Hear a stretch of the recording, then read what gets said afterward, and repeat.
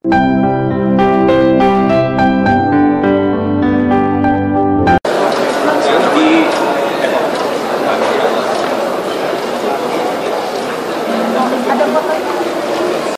siang hari ini kita akan dengarkan laporan penyelenggaraan oleh Deputi Komisioner Manajemen Strategi Samping Otoritas Jasa Keuangan Republik Indonesia, Ibu Eni Retno Wulandari. OJK Forum merupakan sebuah kegiatan yang diselenggarakan secara reguler oleh OJK. Forum disajikan dalam format dialog antara regulator dan pelaku industri, termasuk juga investor, baik domestik maupun luar negeri. Dalam forum ini juga kami mengundang pejabat dari kedutaan besar negara sahabat yang menjadi partner bisnis utama dari para pengusaha Indonesia. Forum ini juga menjadi jembatan antara OJK dengan dunia internasional. Tahun ini OJK Forum diselenggarakan dengan mengusung tema Peluang dan Tantangan Industri Jasa Keuangan dalam menghadapi Masyarakat Ekonomi ASEAN atau MEA. Forum ini diharapkan dapat memperluas perspektif para pelaku industri jasa keuangan mengenai prospek industri jasa keuangan Indonesia dalam lingkup ASEAN, khususnya dalam rangka mendukung implementasi masyarakat ekonomi ASEAN pada akhir tahun 2015. Forum ini akan dibagi menjadi dua diskusi panel. Menemukan pandangan. Tema besarnya hari ini terkait dengan ASEAN, tapi terlihat dari berbagai macam pembicara sebetulnya topiknya cukup luas, ya, mulai dari isu terkait dengan governance sampai kepada isu-isu yang terkait dengan pengaturan dan pengawasan marketing dan lain sebagainya. Jadi mudah-mudahan nanti diskusinya cukup KTT ASEAN tahun 1997 yang diselenggarakan di Kuala Lumpur di Malaysia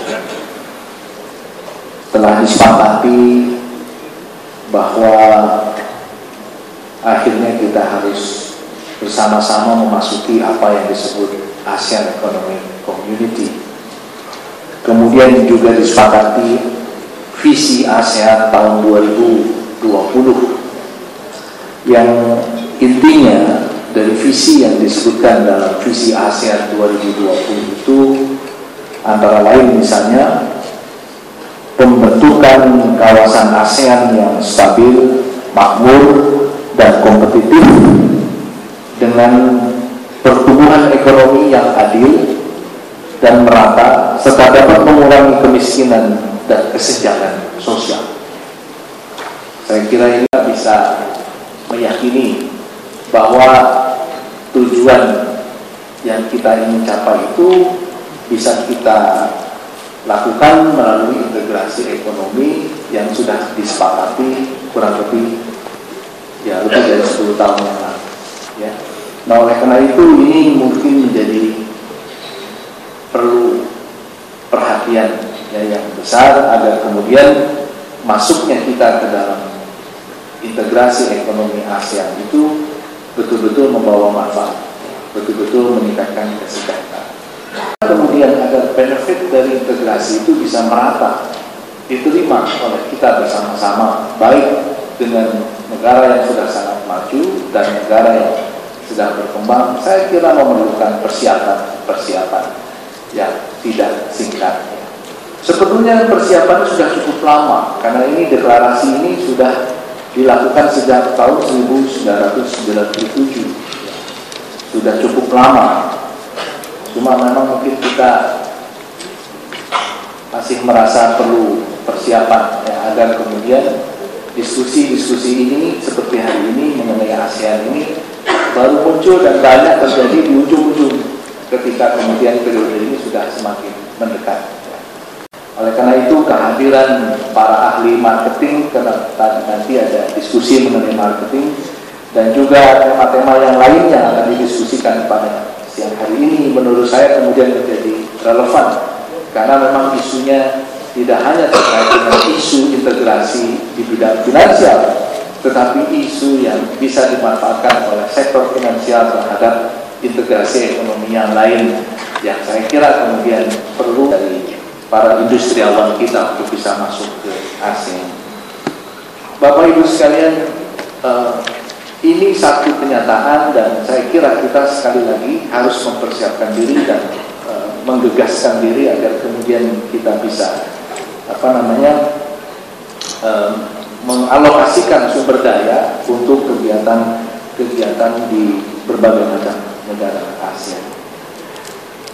Bapak Ibu sekalian, yang terkait dengan di ASEAN, sekali lagi selamat berdiskusi. Sekali lagi ASEAN tidak hanya industri keuangan, ASEAN lebih besar dari sekedar industri keuangan.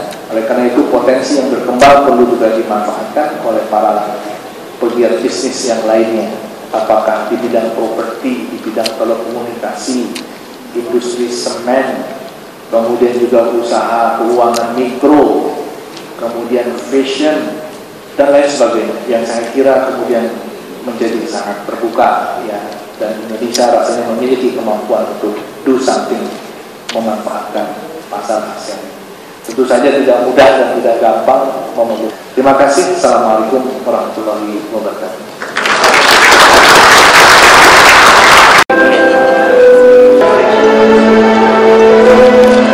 Para undangan, moderator dan para pembicara pada hari ini, dan foto bersama ini menjadi rangkaian akhir acara pembukaan OJK Forum 2015.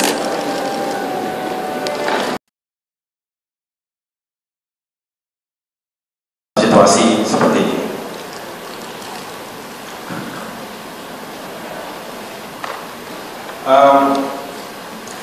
Seperti kita tahu, blueprint untuk masyarakat ekonomi ASEAN yang sekarang itu ditandatangani tahun 2007 dengan tujuan waktu itu adalah menciptakan masyarakat ekonomi ASEAN, yaitu sebagai single market and production base, dengan tujuan to make the goal of making ASEAN more dynamic and competitive. Dan seperti kita tahu bersama, kita juga ingin masyarakat dalam ASEAN menjadi masyarakat yang kompetitif sehingga bisa bersaing dengan region dan ekonomi yang lain di dunia.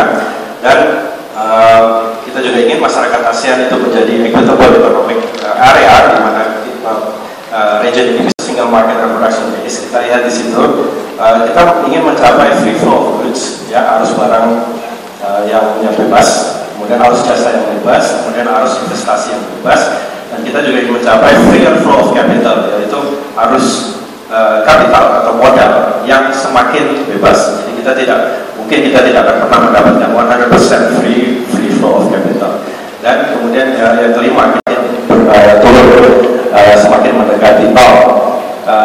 Perjanjian AFTA yang dulu kita kenal AFTA sekarang sudah diganti menjadi ASEAN Trade in Goods Agreement. Ini adalah suatu enhanced agreement untuk perdagangan barang. Saya nggak akan satu-satu ya, tapi ada beberapa yang akan saya jelaskan satu-satu. Ini adalah beberapa progres yang sudah kita capai selama ini. Misalnya ASEAN Self Certification System, di mana rules of origin sudah mulai dilakukan. Misalnya berikutnya,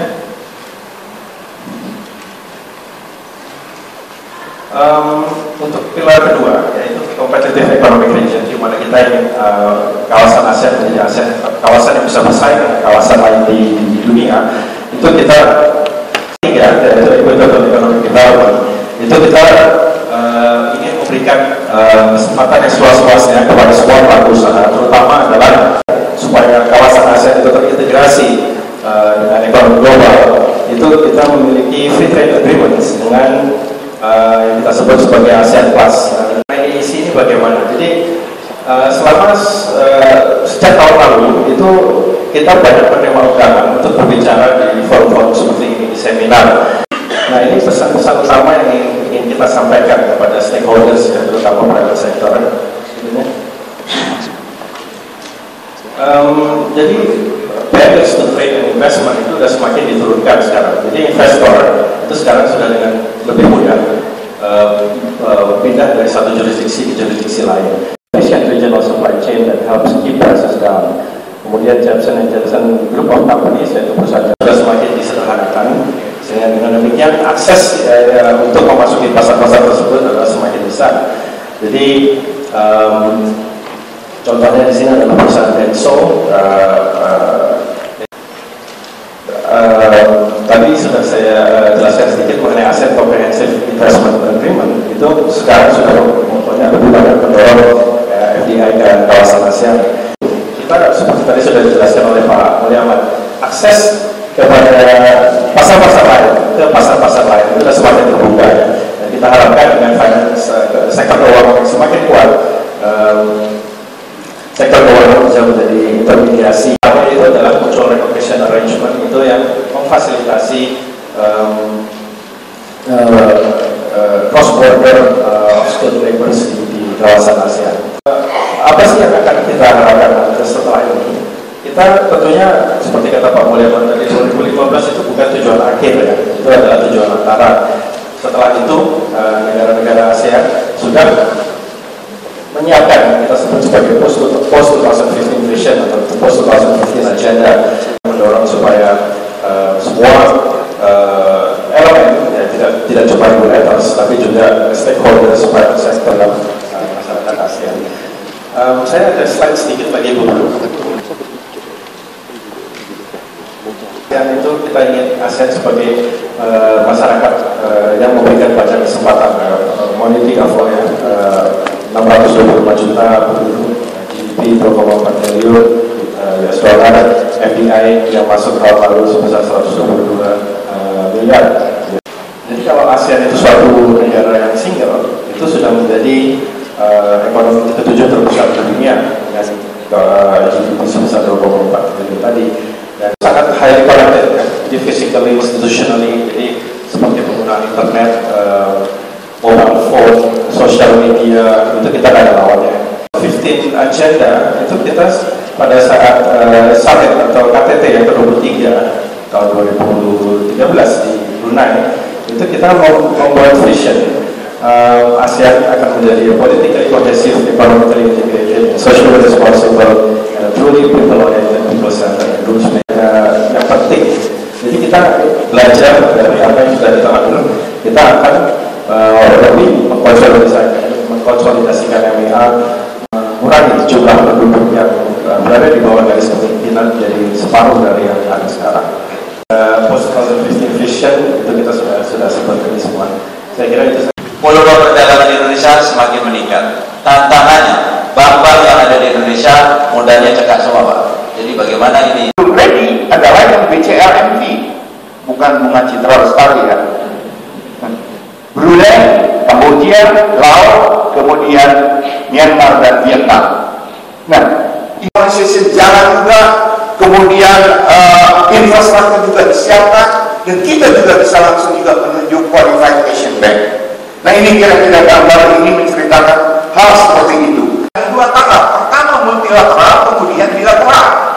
Multilateral itu yang tadi kami sampaikan di depan, bahwasanya hal-hal yang terkait dengan strong and well managed bank, kemudian Asian Indigenous Bank, hal-hal seperti itu kriteria yang disepakati secara multilateral.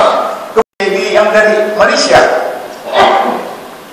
di dalam ketentuan ABIF guidelines yang ada, itu tidak bisa Malaysia kirim. Karena apa? Itu melalui suatu proses over and request. Saya minta begini ya, saya request begini ya, it takes time. Tapi melalui jalur TAB ini akan cepat. Kemudian partisipasinya dalam ABIF adalah bisa dicontohkan di sini X and Y berpartisipasi dalam ABIF agar masing-masing dapat mempertukarkan TAB-nya. Tapi tadi ABIF guidelines-nya sudah dijaga. X FSL yang tadi saya sampaikan, standar Indonesia dalam rangka menjaga stabilitas finansial diutamakan. Contohnya, host country akan menerima kandidat TAB menjadi TAB dengan pertimbangan pemenuhan standar prudential host country. Ini melakukan ekspansi ke ASEAN. Jadi kalau kita bicara ekspansi ke ASEAN, tentunya dalam rangka tadi menunjang trade antara berjalan di bawah AFAS FSL, Financial Services Liberalization dalam rangka MEA. Jadi ibaratnya ini, ABIF ini adalah jalur tol. Kalau FSL itu jalur apa itu? Jalan masyarakat ekonomi ASEAN Framework. Kalau kita melihat dari sektoral di sektor maritim, yang kebetulan kami sebagai ketua tim program jaring di sini yang ada di dalam wilayah kita maritim ini, menurut kami ini maritim itu NPL-nya 6,85 5,12%, sedangkan sektor kelautan 2,3%. Ini sudah menunjukkan penurunan, namun masih relatif besar, sehingga kita melihat dari sisi visi dan misi daripada Otoritas Jasa Keuangan ada semacam irisan dengan satu visi dan misi pemerintahan Republik Indonesia 2014-2019 terkait dengan nawacita, di mana restorasi ekonomi maritim Indonesia menjadi andalan. Salah satunya adalah mewujudkan Indonesia menjadi negara maritim yang mandiri, maju, kuat, dan berbasis kepentingan nasional. Sedangkan dari visi kita sebagai OJK, Otoritas Jasa Keuangan, kita juga ingin menciptakan satu pilar perekonomian nasional yang berdaya saing global serta dapat memajukan kesejahteraan umum maritim. Termasuk kita juga membuat usulan-usulan yang terkait berbagai permasalahan untuk menjadi satu solusi. Beberapa pemetaan dan kendala sektor perikanan yang dipetakan oleh industri perbankan antara lain adalah terkait dengan bunga kredit, ya, suku bunga yaitu single digit agar lebih kompetitif dengan model channeling maupun executing dengan tingkat suku bunga yang diharapkan sekitar 5 atau 6%. Untuk UMKM diberikan bobot 85%, kalau dijamin UMKM dengan bobot 20%.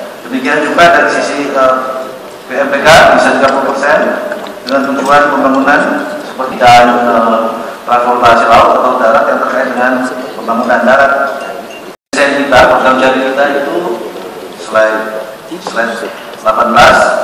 Beberapa bank partner kita untuk mendukung program jari itu antara lain BNI, Bank BRI, BTPN, Danamon, Mandiri, Bank Permata, yang intinya mencakup bidang koordinasi kebijakan, penyediaan layanan data dan informasi, penelitian dan pengembangan dengan industri dan juga OJK, dan kita memberikan satu guideline, memberikan satu penyajian informasi yang memadai untuk kita bisa dari 9 lembaga keuangan itu adalah 66,22%. Operasi laut, bangunan laut, industri maritim, wisata bahari dan energi, serta bersama dengan KKMB, konsultan keuangan mitra bank, dan juga beberapa masyarakat khususnya kalangan menengah ke bawah terhadap sistem atau industri keuangan, stimulasi.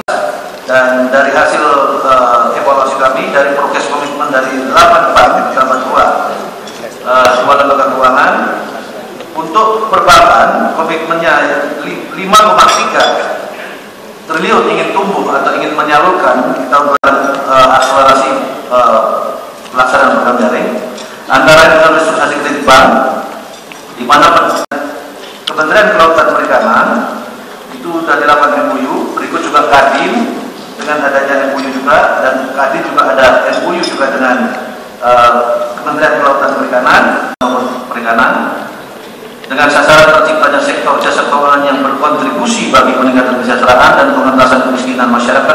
Terkait dengan ini, Pak, ya, mungkin pimpin kita bahwa program jaring sebetulnya dengan bank partner sudah menyiapkan satu produk-produk yang terkait mungkin terkait dengan kartu pelayanan.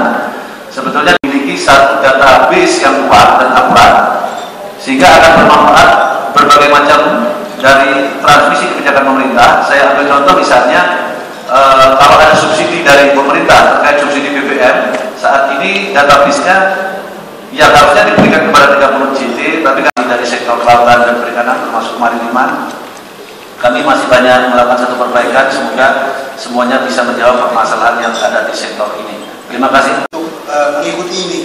Bapak siapa mana, Pak? Pak Hani. Oh, bukan diperintah sama Bapak. Ya ada lah. Komisi 11. Iya. Oke. Menyebutkan bahwa tahun 2020 itu kita baru siap untuk menghadapi ASEAN. Sedangkan kita tahu bahwa tahun-tahun ini banyak sekali dari negara-negara ASEAN yang ingin masuk ke dalam negara Indonesia.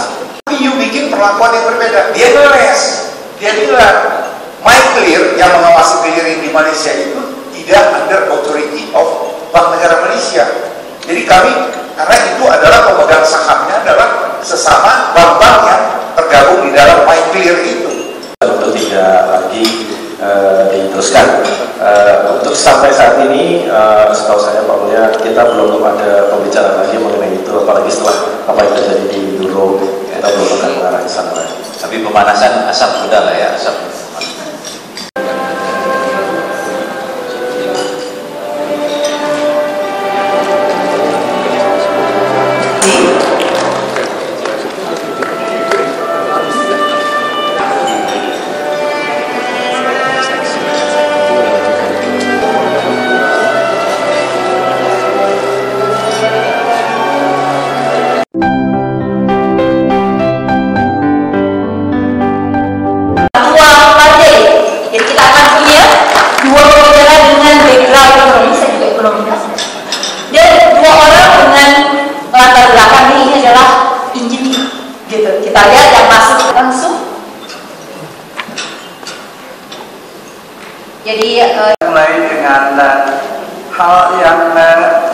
sesungguhnya semua orang sudah tahu. Saya kira 1, 2, 3, 5 semua pasti tahu. Sumber daya alam yang melimpah, pasar dalam negeri yang besar sebagai captive market.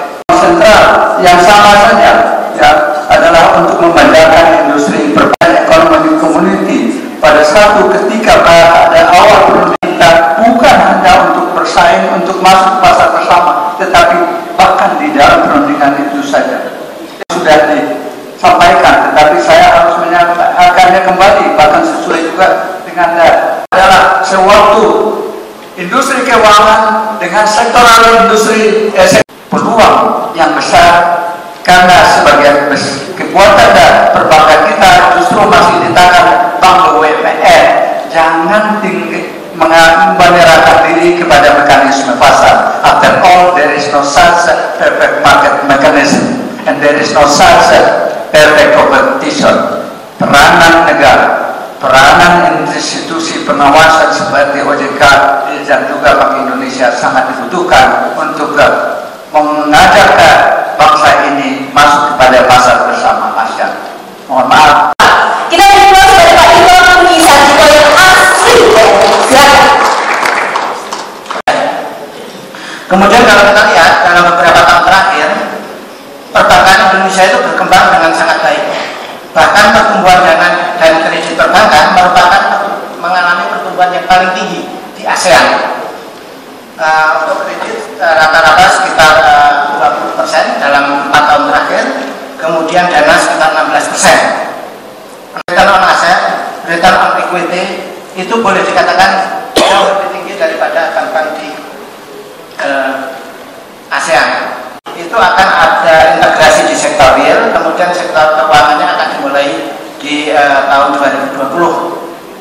2015 tentunya ada aliran bebas barang, jasa, peningkatan mobilitas SDM terutama untuk tenaga kerja terdidik, peningkatan persaingan usaha yang akan terjadi termasuk di sektor keuangan. Tentu persaingan lebih besar, pasar yang lebih luas, pertumbuhan ekonomi yang lebih cepat, pendapatan masyarakat yang lebih besar tentunya akan menciptakan peluang yang lebih besar pula bagi perbankan, termasuk perbankan di Indonesia. Pendukung lainnya seperti transaksional banking dan sebagainya. Dan ini adalah beberapa tantangan yang bisa kita identifikasi.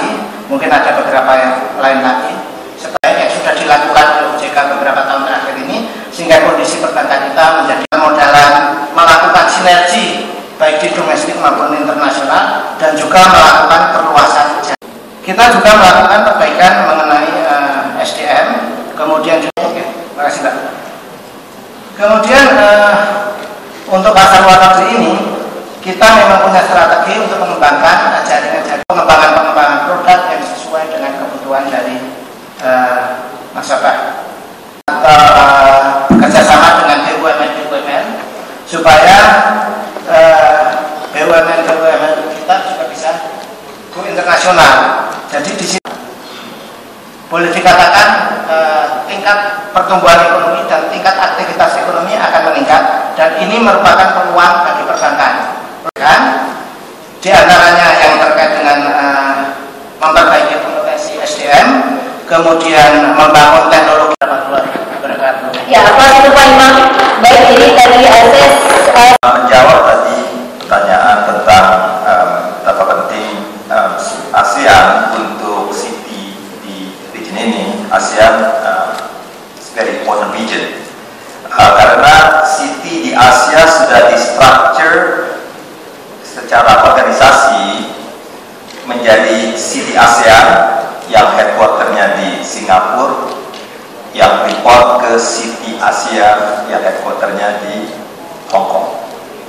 Sehingga City sudah merealize bahwa ASEAN sebagai a big trading and a big region merupakan satu elemen yang important, yang sangat penting untuk City di kawasan ini. Tantangannya lebih banyak butirannya. Kalau dari bank yang dianggap kayak bisnis Pak, bagaimana Anda melihat peluang dan tantangan untuk MEA 2015 ini, walaupun untuk sektor yang akan juga dilanjutkan Pak, apakah ada materi yang juga mau ditampilkan bersama? Pertama temanya adalah globalization, yang kedua adalah urbanization. di mana kita melihat bahwa tren urbanisasi will shape the upcoming economic flow. Di ASEAN sendiri atau di Asia yang namanya mega city, yaitu kota-kota yang berpenduduk di atas 10 juta. ASEAN sendiri mempunyai nomor 1 Jakarta, yang kedua Manila, dan yang ketiga Bangkok. Jadi dari Asia sendiri, ASEAN mempunyai 3 kota yang penduduknya di atas 10 juta. Dan kalau kita mungkin mesti lebih forward thinking dan harus cermat mengamati tren yang bisa disampaikan oleh Siti, dan kami sudah konsisten di 3 tahun yang terakhir. Tren yang kami cermati adalah globalization, urbanization, dan digitalization. Dan kami percaya ini akan akan berkembang sehingga will shape akan mengambil bentuk apa sih itu yang namanya the future of the banking industry. Mungkin karena ini menghemat waktu begitu ya, kita sambut Jackie Musi, ini Chief Operating Officer dari Markas Incorporated yang baru saja melaunch sebuah program postgraduate eksekutif MBA di Strategic Marketing dengan SBM ITB. Nyalain monitornya, saya nggak kelihatan. Oke, anyway, intinya nih yang kita tahu soal ASEAN, saya mungkin skip aja ya. Ini efeknya dan sebagainya. Dan kalau kita lihat, yang paling menarik adalah apa? Kita mikir goods, services dan sebagainya. Tetapi kita lupa bahwa yang paling lemah di negara ini dan juga dalam divisi market adalah apa? Human capital. Yang sebelah kiri sendiri adalah, yang sebelah kiri sendiri. Bisa dibantu? Ya. Kelihatannya agak loncat-loncat.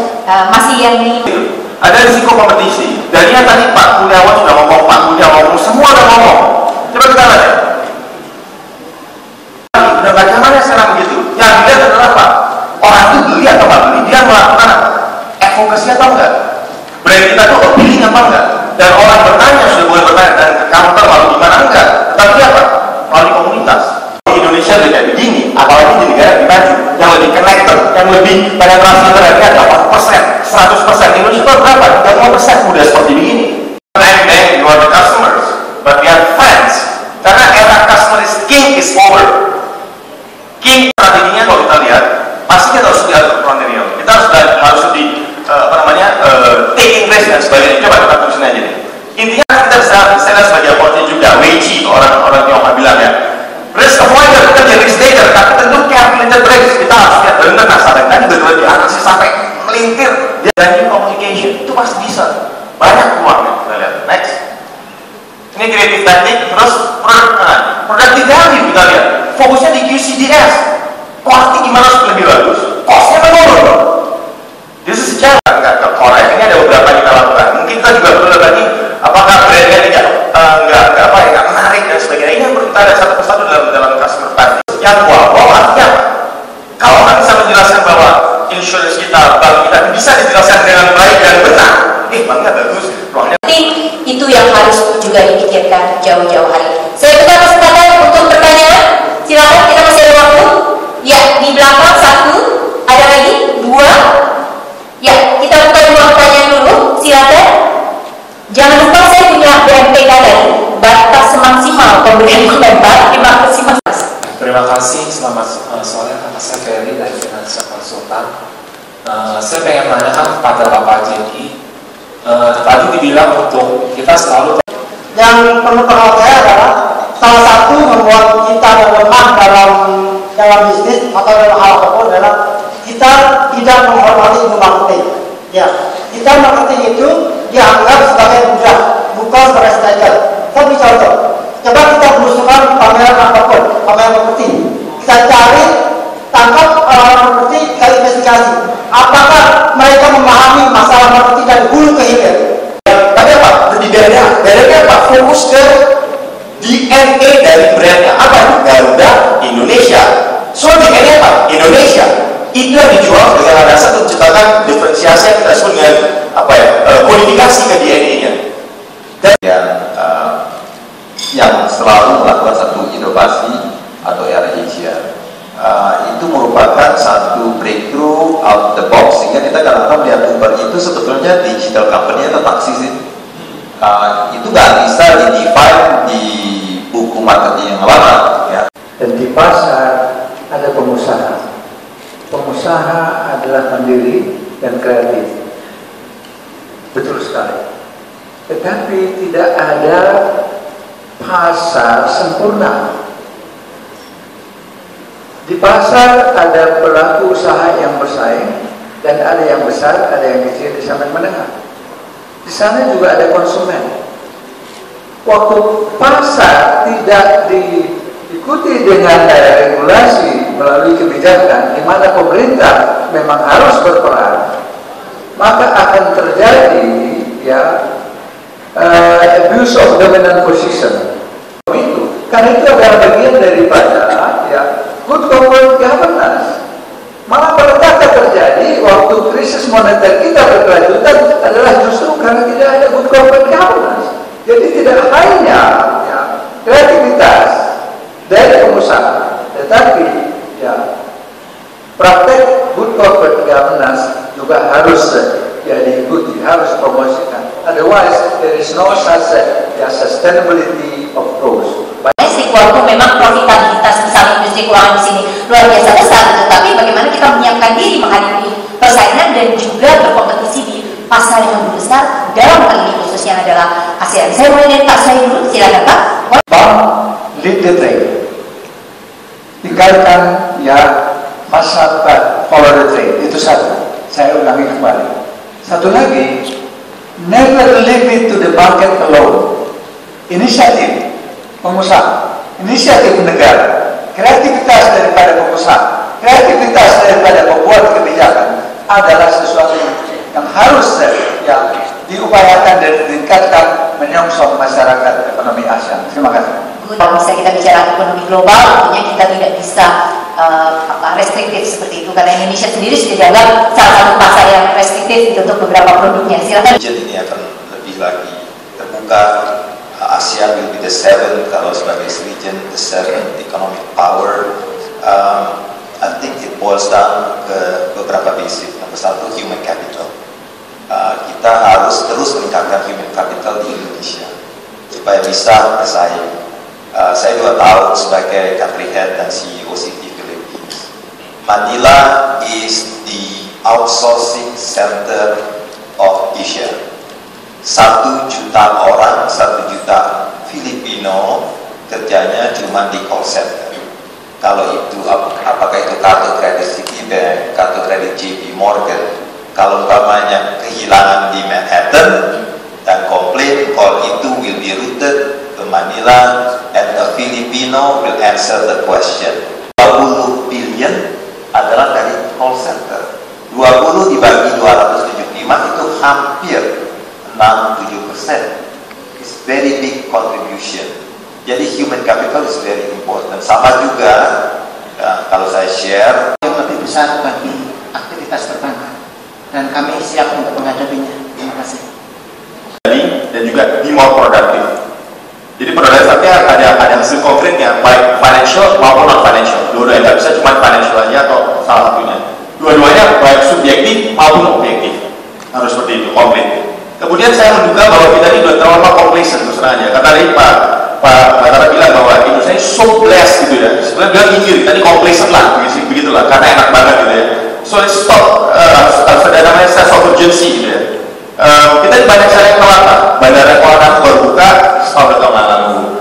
Cengkareng baru dibenerin sekarang setelah melebihi 5 kali 4 kali kapasitasnya gitu ya. LRT baru sekarang.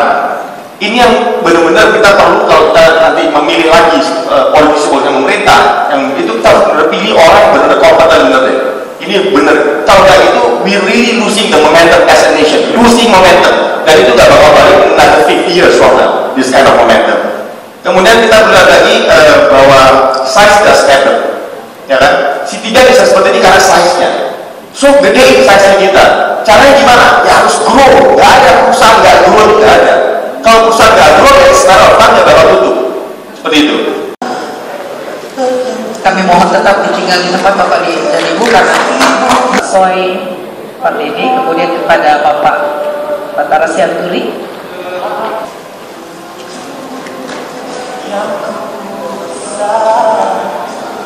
Muslim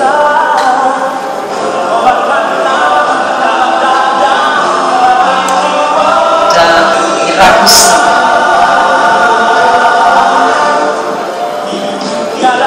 Kita mulai dari nanti kita akan masih mendengar resmi OJK Forum 2015. Selesai, terima kasih sekali lagi.